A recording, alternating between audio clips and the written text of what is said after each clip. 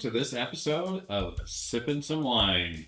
Here on this show, we talk to sommeliers and we go through their wine education, their careers, what they're doing in the industry today, and of course, we share a bottle of wine. Today, I have Erin Kelly with you. Welcome, Erin. Appreciate you having here. You are a certified sommelier. That is correct, sir. And you're currently in the advanced program. Yes, going for advanced in the February, so the theory exam. Fantastic. And you've been working at the Wrigley Mansion at Christopher's. Yeah, at Christopher's a lot, and then also events and everything. There's 3 of us on the team, and then with our wine director, so we all kind of rotate through right now. But yeah, I work at Christopher's a lot. Oh, fantastic. Well, tell me, how did you get into wine and what made you want to become a certified sommelier? Yeah, well, I mean, I actually started my wine journey kind of in an odd way. It started out with a boyfriend, actually, who was in fine dining. So we happened to have a lot of mutual friends, and we would all hang out after work, late at night after we all done with restaurant life.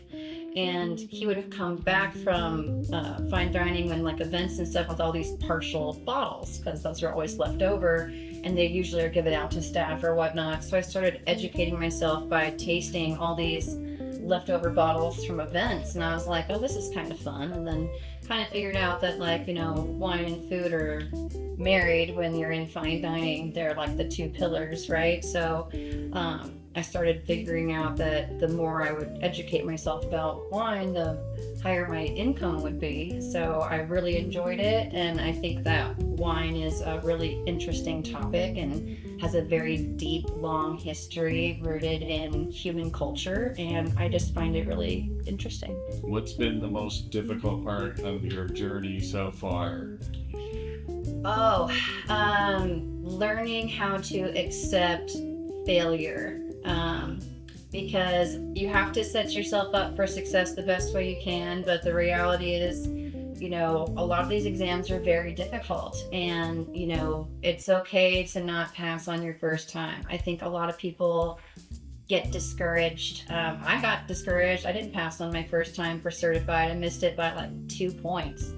And I was just absolutely crushed. And I waited a few years to go back until I knew that I was going to absolutely just nail the exam. And I got one of the top scores when I did it. So I just want people to know, don't give up. It's okay if you don't get a top score or you don't pass right away.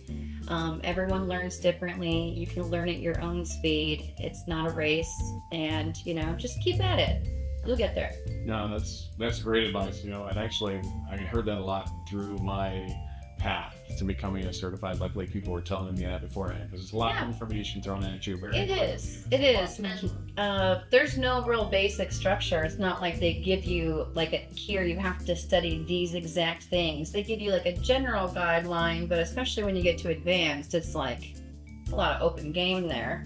So you really just have to do the best you can and rely on your wine people, your friends. What's a typical day at the mansion and Christopher's? What's that look like for you? Lately we've been very busy. A lot of buyouts and things.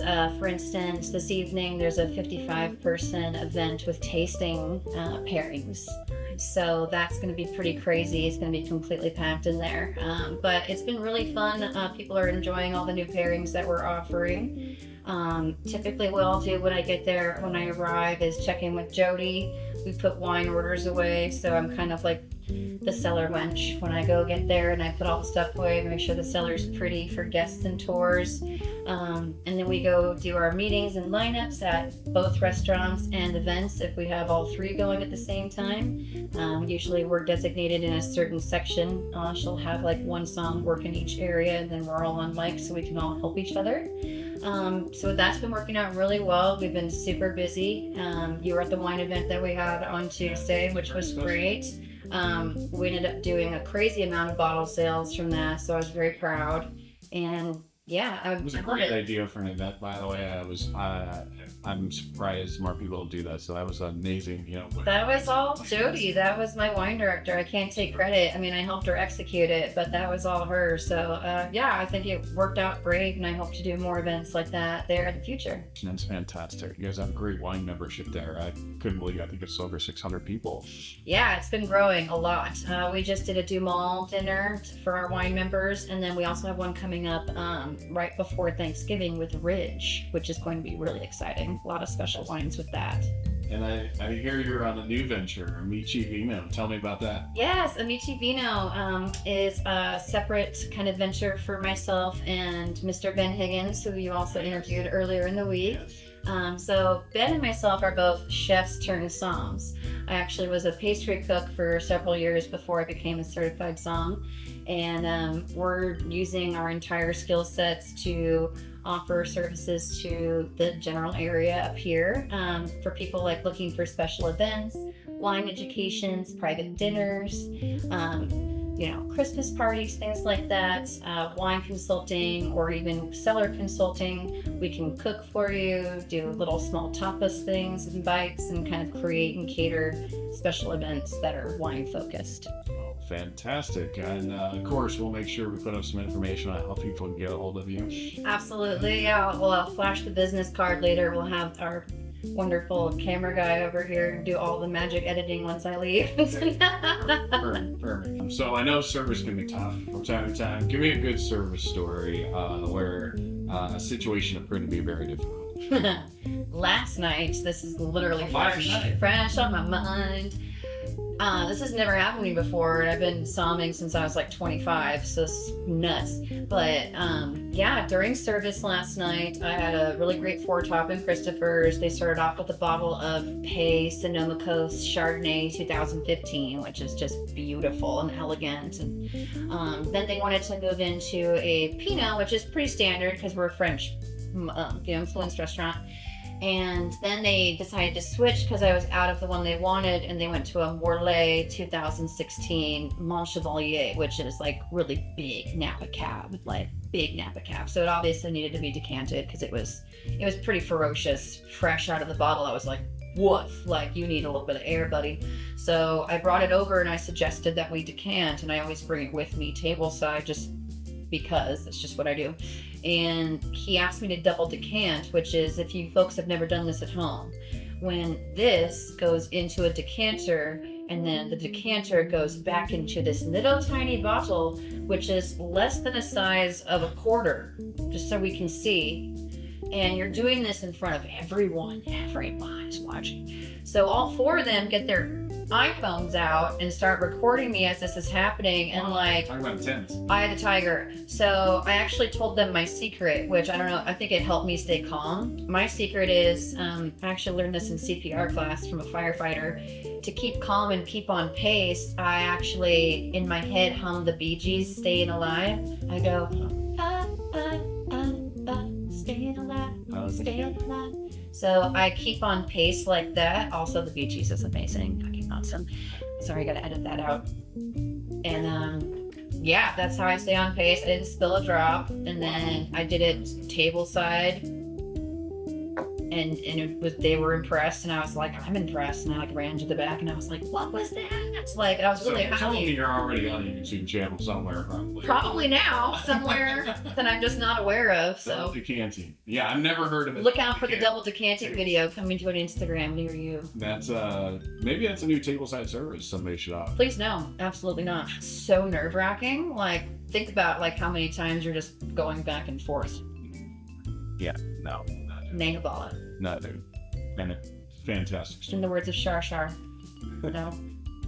So you were kind enough to bring a bottle of wine here with you. Yes. Tell us about it. So this is my love in life, which is Nebbiolo or Nebbiolo. We like to call it Nebbiolo. The beautiful Devin that was just here kind of stuck that with me a year ago when she hired me, and I call it that now. So this is by a wonderful modern producer named Renato Ratti. They make a lot of modern style wine, focuses on single vineyards, very affordable, which is something that I always promote. I think people have a very common misconception that Somms just promote, $1,000 bottles, which is just so not true. I don't spend more than $20 to $30 on a bottle when I'm drinking at home, and people should know that you can get really good quality wine for affordable prices. You don't have to drink certain big brands that start with K and end with J. This is a really delicious 2021 Nebbiolo from the Langhe. So this is the grape of Barolo and Barbaresco without the price tag, because it's not from those specific DOCGs, it's from the Langhe, but it still has all those wonderful qualities of Nebbiolo that I love, like the florals, the leather. It looks beautiful. I mean, this one's very young, but it has those fabulous aromatics, the red fruit. It just makes you want to swim in the glass, that's why I love Italian wine so much. It's complex, it's dry, it's interesting, and dynamic. And then you get that, match of tomato. Yes. There. Little smidge of the tomato. Yeah, it's always there. Well, let's give it a taste. Yeah.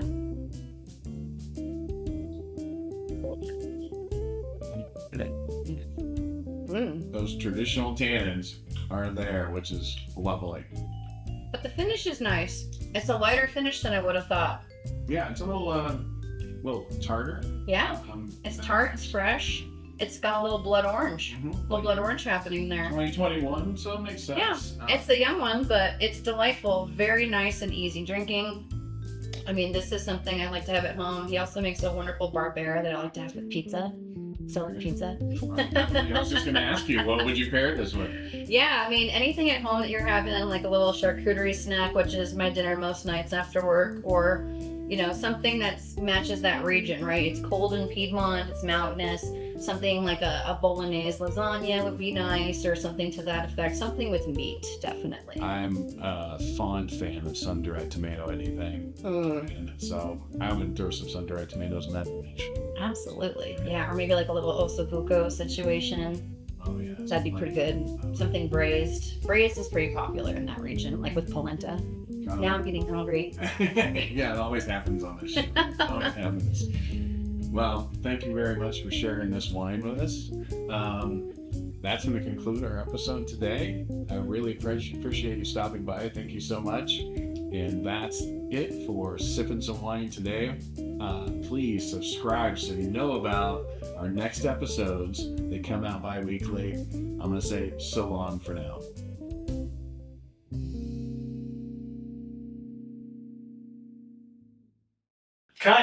Cut! Wunderbar. Cheers. Cheers. I was scared. I was like... I don't know if I would have done it. But I did it and I ran out of the building. I was like, like out in the loggia where we all like swear and stuff. Yeah.